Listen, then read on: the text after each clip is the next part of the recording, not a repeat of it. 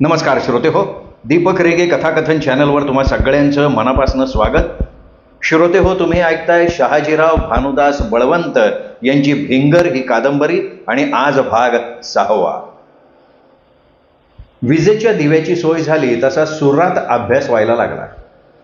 बसायला खुर्ची, लिहायला टेबल म्हणताना त्रास असा नव्हताच. सदान सांबा अभ्यासाला लागले.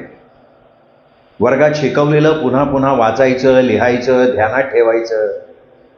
इंग्रजीतली स्पेलिंग पाठ होत होती. गणित बोलाबोली सुटायला लागलेली. दांडगा हुरूप आलेला. हे सुख काही जास्त काळ राहिलं नाही. पहिलं 1.5-2 महिने सुरात गेलं.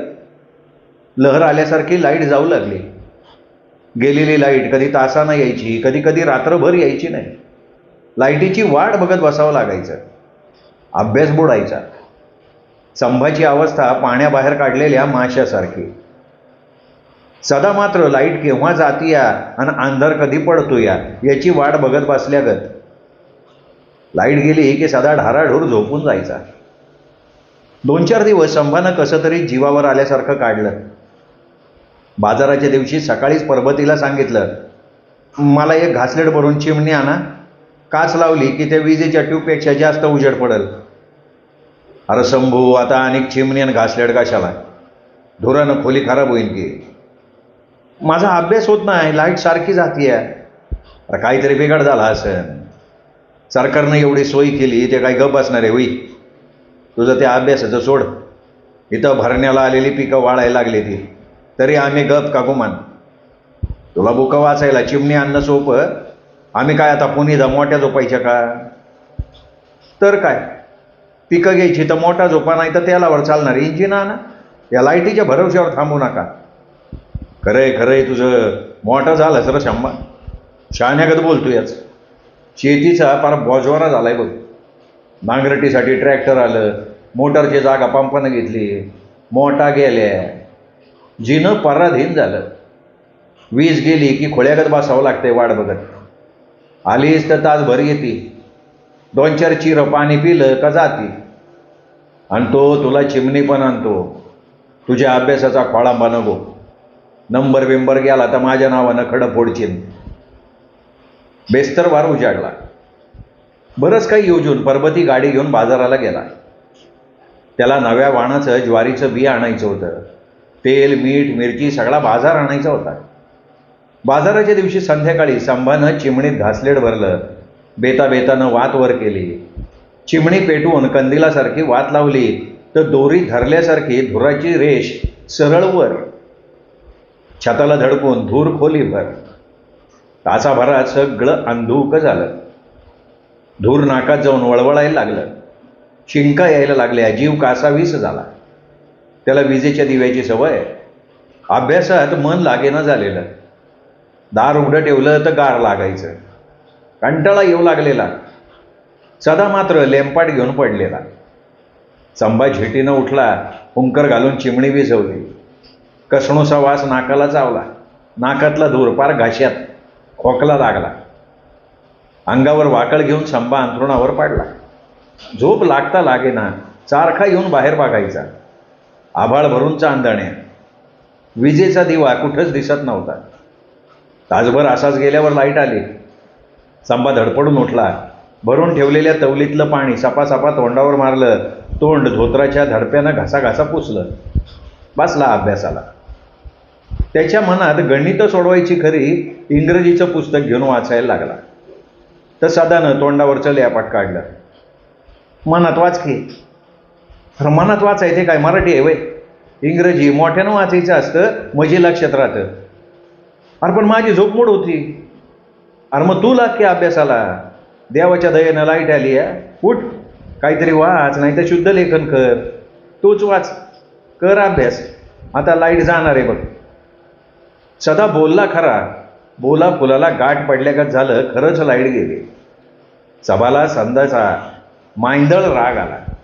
काळ्या जिभेच्या, जरा चांगलं बोलत जा की. झोपा आता. सकाळच्या दिवसा उजेडे अभ्यास कर, नाही तर 11 वाजता जायचे तुला हायस्कूलला. लाईट आली तर बरं. लाईटीवर भरोसा ठेवून अभ्यास बुडायला लागला. संभा दिवसा अभ्यास करायला लागला. लाईटसाठी तर तास 2 तास अभ्यास, नाही तर खुशाल झोपून जायचा. जास्त काळजी करायचं सोडलेलं, होईल तेवढा अभ्यास करायचं ठरवलेलं. असंच दिवस जात होतं. होता होता दिवाळी आली. दिवाळीच्या सुट्टीत भरपूर अभ्यास झालेला. 6माहीचे पेपर मनासारखे सोपे गेलेले. हायस्कूलमध्ये आता खेळायचे सामने सुरू झालेले. खेळाच्या म्हणजे पीटीच्या तासाला हुतूतू खेळायचा सरावाला 2 फळ्या वर्गातल्याच करून सराव चाललेला.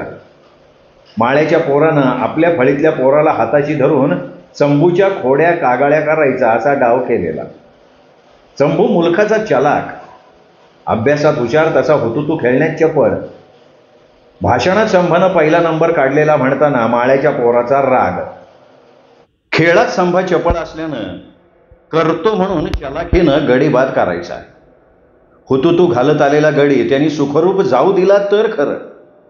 मगरीच्या मिठीतनं सावज सुटेल, पण शंभाच्या मिठीत घावलेला गडी बाद झालाच म्हणून समजा. माळ्याच्या पोरानं गणपानं लई व्याप केलं खरं, शंभा त्याच्या डावात घावला नाही. माळ्याच्या गणपाची आणि सुताऱ्याच्या लालाची बाचाबाची झाली. लाल्या शंभाच्या फळीत येऊन खेळायला लागला. सामनं 4 दिवसावर आलेलं. लाल्यानं शंभाला सावध केलेलं. शंभा, सावधगिरीनं खेळ. माळ्याच्या गणपानं तुझा हात मोडायचा बेत केलाय, त्याच्या तावडीत गाऊ न ग सा. अरे तरी मी म्हणलं असं का करते ती? कैची टाकून खाली पाडायचा त्याचा बेत होता. तर काय, कैची टाकून तुला खाली लोळवणार आहे ती, मग हातपाय मुरगळून सगळे अंगावर पाडणार, हातपाय मोडणार. सावध खेळ. सराव करताना सुद्धा गाफील नगर हो. लाल्या, आता तू माझ्या फळीला सराव करतोय ना, मग बघ गंमत. कोण कोणाचा पाय काढतंय ना बघच. सामनं हा हा म्हणता 2 दिवसावर आलेलं. हुतूतूचा सराव नेटानं चाललेला. खोत सर जातीनं हजर राहून सराव करून घेत होते. शंभूला सूचना देत होते. शंभू हा हू करून ऐकायचा आणि सरावाला सरसवायचा. त्याच्या टकुरीत माळ्याचा गणपा. एकदा खेळ रांगला. तो माळ्याचा गणपा 2 वाजताला हुतूतू घालत आला तसा गेला. शंभूनं त्यांच्याकडचं 2 गडी बाद केलेलं. 3ऱ्या वेळेला गणपा हुतूतू घालत आला तशी त्याची तंगडी धरून शंभूनं आवळली. तोवर लाल्या पुढं झाला तशी 4-5 पोरं गणपाच्या अंगावर. खच्चून आरडला, अरे मेलो मेलो, पाय माझा पाय. खोत सर मैदानात आले. त्यांच्या आधीच पोरं बाजूला झाली, तरी गणपा काय उठना. मोठमोठ्यानं आरडायला लागलेला. बाकीची पोरं त्याला उचलून मैदानाबाहेर घेऊन गेली खरं, गणपाला उभंच राहता येईना. गुडघा टरटरून सुजलेला. गणपा जीव चालल्यागत ओरडत होता, सर त्या धनगराच्या सांब्यानं जाणून बुजून माझा पाय मोडलाय, त्याने डाव केलाय. अरे असं कसं म्हणतोस तू? खेळ आहे हा, अनावधानानं झालं असेल. शंभू चांगला मुलगा आहे, त्याच्या मनात सुद्धा नसेल. बघ तोच कसा हिरमुसलाय. हो संब्या ढोंगी आहे, वाईट वाटल्याचं ढोंग करतोय त्यो. त्यानं माझं टांगडं धरून पिरगळलं. म्या पण वस्तीवरची पोरं आणून त्याला इंगा दाखवतो का नाही बघा. अरे मी स्वतः बघतोय. शंभूनं तुझी टांग पकडली, पण इतर खेळणारी मुलं तुला जेव्हा पकडायला आली त्या सरशी त्यांनी तुझी टांग सोडून दिली. मी पाहिलंय. सर तुम्ही त्याचीच बाजू घेणार हो. तुमचा जातवाला आहे त्यो, पुन्हा तुमचा आवडता विद्यार्थी त्यो. त्याला तुम्ही वर्गाचा सेक्रेटरी केलाय. आता त्या सामन्यात पण कितीदा तुम्ही त्याला संघनायक केलाय. अरे तू सुद्धा माझा आवडता विद्यार्थी आहेस. बोल बोल, तू मनात आलेलं बोल, म्हणजे तुझ्या मनात काय आहे ते तरी कळेल. शंभूच्या आणि माझ्या मनात असं काही नाही आहे. इकडे ये, तुझा पाय बघू अगोदर. सर या गणपानं शंभाचा पाय मोडायचं ठरवलेलं होतं. पाहिजे तर त्या पवाराच्या बाळूला विचारा. पवाराच्या बाळूनं, काळ्याच्या रमेशनं, सणगराच्या गोंद्यानं डाव केला होता. विचारा, ह्या सगळ्याच नाही विचारा बरं. सर लाल्या खोटं बोलतोय, माझ्यावर कुभांड घेतोय सर. लाल्या बोलला त्यावर गणपाचं बोलून झालं. खोत सरांनी पोरांवरनं नजर फिरवली. सगळी मुलं खाली मान घालून उभी होती. तोवर सांबा बोलला, सर सांच्याला काला गतवणार. गणपे एकाचं 2 करून त्याच्या वडिलांना सांगणार. काय रे गणपा, असं काही होता कामा नाही. तुला पण शाळा शिकायची आहे, हायस्कूलमध्ये यायचं आहे. आणि संभा, मी येतो तुला घालवायला संध्याकाळी, घाबरू नकोस. सर, शाळेतनं काढायची धमकी मला देऊ नका, मी तालुक्याच्या मोठ्या शाळेत जाईन. बरं जा बाबा, आमची काही हरकत नाही. खोत सर गणपाची संभाची समजूत काढत होते. सारी मुलं शांत झालेली. सुजलेला पाय वर धरून गणपा एका सायकलवर बसला. जवळच्या दवाखान्यात खोत सरांनी त्याला नेला. थोडा औषधोपचार केला आणि सायकलवरनं घरी पोहोचवला. नेहमीसारखं दुसऱ्या दिवशी हायस्कूल सुरू झालं तेव्हा लाल्यानं संभाकडं बघून डोळा मेचकावला. शंभूनं दाताखाली ओढ दाबला. दोघं मिळून फळ्याकडे बघायला लागले. 9वीची परीक्षा पास झालेला संभा बाळू चुलत्याबरोबर शिवारात राबत होता. उन्हाळ सुट्टी सुरू झालेली. धावकाठच्या आंब्याच्या सावलीला संभा कुऱ्हाडीला दांडा बसवत होता. दांडा बसवायचं आणि बाभळीचा पाला तोडायचं नुसतं निमित्त. त्याच्या मनात वेगळंच गणित चाललेलं. हिंग तिंग 2 हप्ते गेलं की हायस्कूल सुरू होईल. अजून 2 वर्ष खटानाटानं काढायची. मॅट्रिक झालं का लगोलग नोकरीला लागायचं. दांडा बसवण्यात त्याचं लक्ष नव्हतंच. विचार करत करतच तो दांड्यावरनं हात फिरवत होता. त्याचा हा रंग ओळखून बाळू त्याच्या पार जवळ आलेला. काय शंभू राजे, आज दांडा बसतोय का? दांडा बसणार कावा, फाटं तोडणार कावा, मेंढरं जगवणार कावा? काय बी म्हणा, तुम्ही पहिलं राहिलं नाही. किती उंच झालाय, अंग वाढीला लागलं या. आमचा बारका शंभू कसा होता? मेंढरा मागणं थेट मसवडा पतूर येणार, आगलीवर उभं राहिलं मिळावं म्हणून नांगर धरणार. कुळवा मागून चालणारा शंभू हा नवच. किती बदल झालाय. तसं तुझं काही चुकलं नाही. दिस बदललं तशी माणसं बदलली. बोलता बोलता बाळू संभा शेजारी बसला. त्यानं संभाच्या हातातला दांडा कुऱ्हाड घेतली. दांड्यावरनं नजर फिरवली, मान हलवली. तारेवर फेट्याचा पागोडा निशाण फडकावल्यासारखा फडफडला. बाळूनं कुऱ्हाडीनं दांडा सवळला. एकदा डोळ्याखालनं घातला. कुऱ्हाडीच्या तुंब्यात बोट घालून तुंब्यातली माती काढल्यावर दांडा बसवला. दगडावर ठोकला. जकास बैजवारीनं दांडा बसवलेली कुऱ्हाड घेऊन बाळू उठला. संभा पण उठला. विहिरीवर इंजिन चाललेलं. दंडावर पारू धुणं धुत होती. तो तिच्याकडे गेला. तिला न विचारता आपला शर्ट दंडाच्या पाण्यात फेकला. काकू ग, माझा पण अंगार का धू?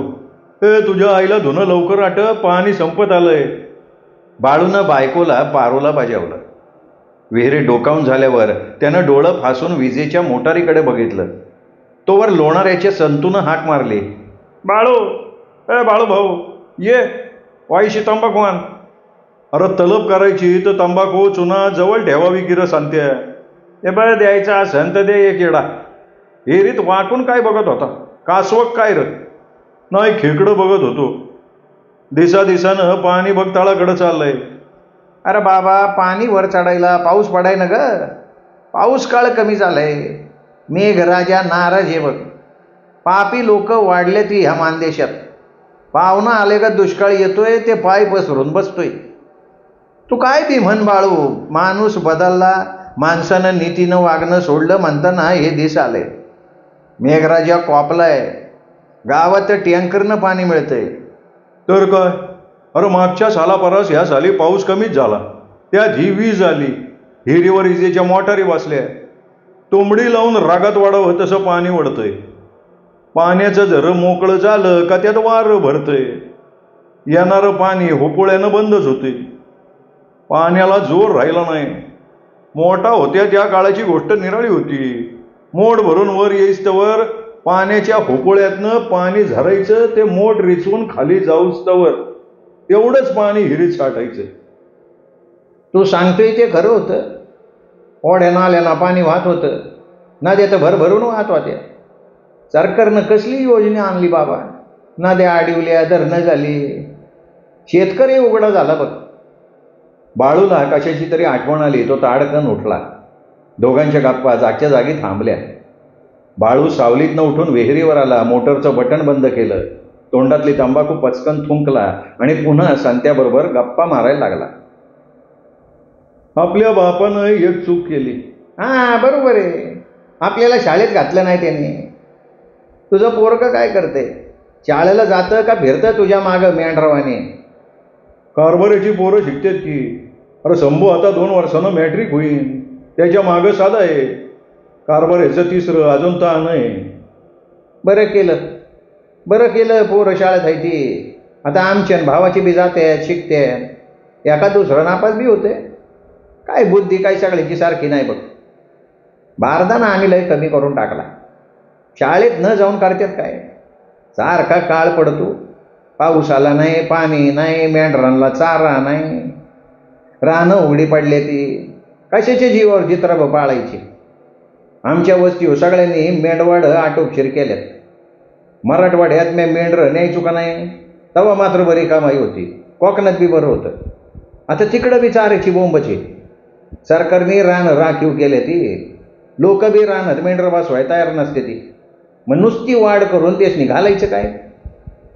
आम्ही बी आता खंडीनं कमी करणार आहे. जो तुझा अनुभव तोच माझा. कारभाऱ्यानं मनात घेतलं का आमचा बारदाना बी कमीच होणार.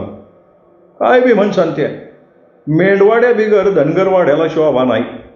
गाव गन्ना शाळा झाल्या आणि मेंढरा मागणं हिंडाईसारखी पोरं शाळेत बसायला लागली, बुकं वाचायला लागली. आता मेंढराची भाषा कोणालाच कळत नाही. दिवस कधीच कल्ला होता.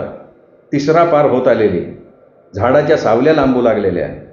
पारूनं वाळत घातलेलं धुणं गोळा केलं, एका धडप्यात बांधलं, धावच्या कडेला ठेवलं आणि बाळू जवळ येऊन उभी राहिली.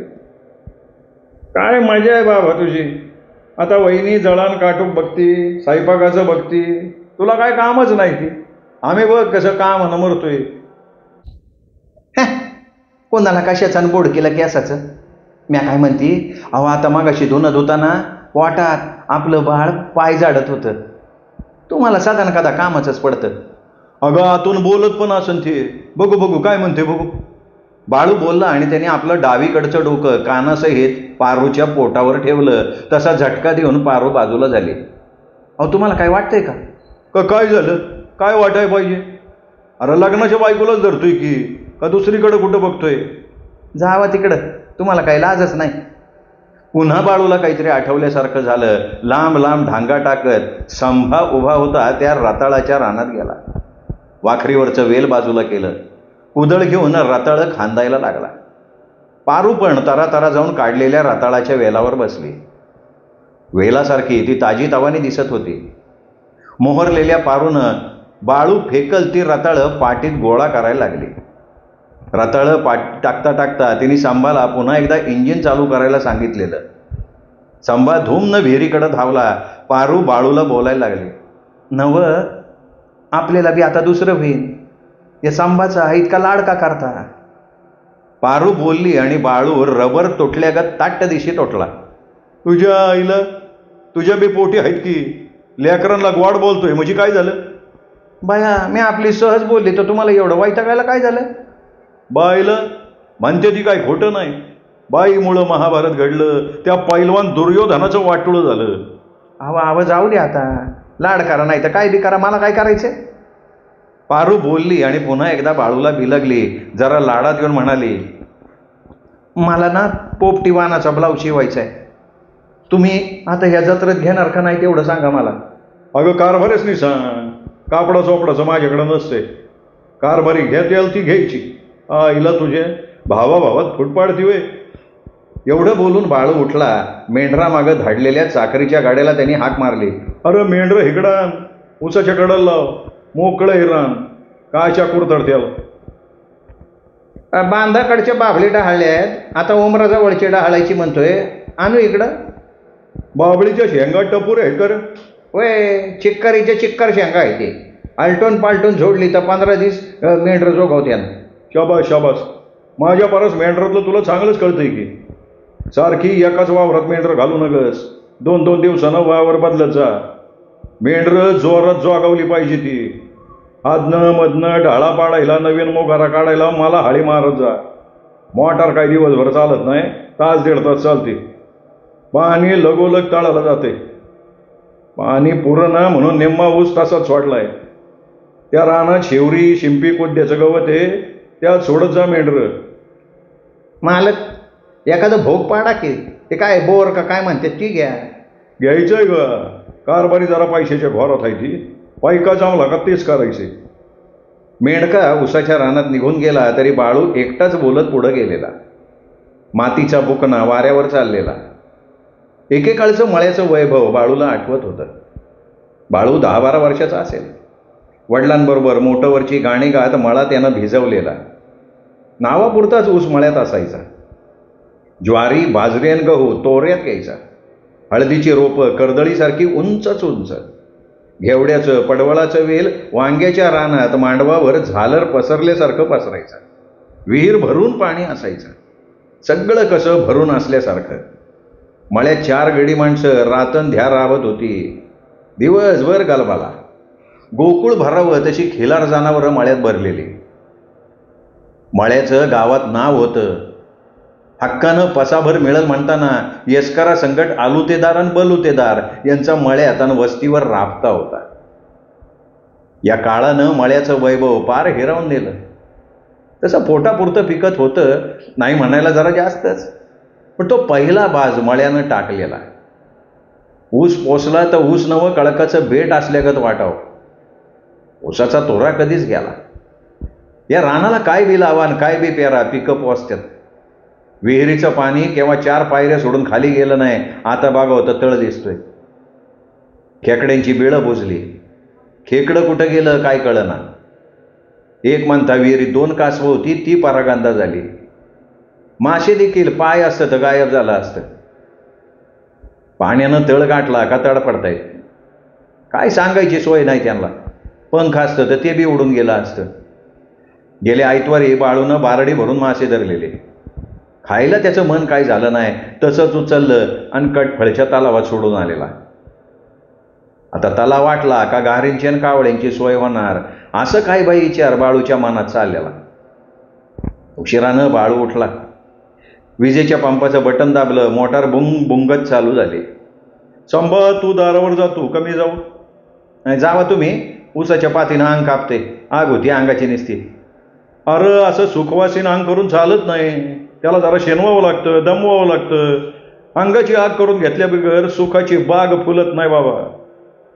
टिपणाचा ऊस भिजवल्यावर बाळूनं ऊसातनं आवाज दिला आणि बाहेर आला. संभा कुठंच दिसेना. पळत जाऊन मोटार बंद केली. तोवर गडी मेंढरं घेऊन विहिरीवर आलेला. तहानलेली मेंढरं पाण्यावर तुटून पडली, पण दंडात पाणीच नव्हतं. पाटला, मेंढरांना प्यायला पाणी सोडा की. तू पाट अडव, पाणी लगेच जिरतंय नाही तर वाहून जातंय. त्यांनी पुन्हा मोटार चालू केली. दंडात पाणी जसं साठू लागलं तशी तहानलेली करडं मेंढरं पाण्यात तोंड घालून चरा चरा पाणी प्यायला लागली. मोटार बंद करून बाळू वस्तीला आला. तोडलेली वांगी आणि खणलेली रताळं घेऊन त्याच्या पाठीमागनं पारो आले. बाळूनं 4 बैल सोडून पाण्यावर घेऊन गेला. मेंढरांचा वास लागल्यानं बैलं पाणी प्यायली नाहीत. मग बादलीनं पाणी ओढून बैलासनी पाजलं. आईला यांचे यासने बी चवीनं खाया पिया पाहिजे. मेंढराचं उष्ट पाणी नगं वाटतं यांना. पावसाची वाट बघता बघता जीएस टोकावला तरी पावसाचा काय पत्या नाही. मिरग गेला तरी नाही. आभाळ कोर, कुठं ढग नाही का काय नाही.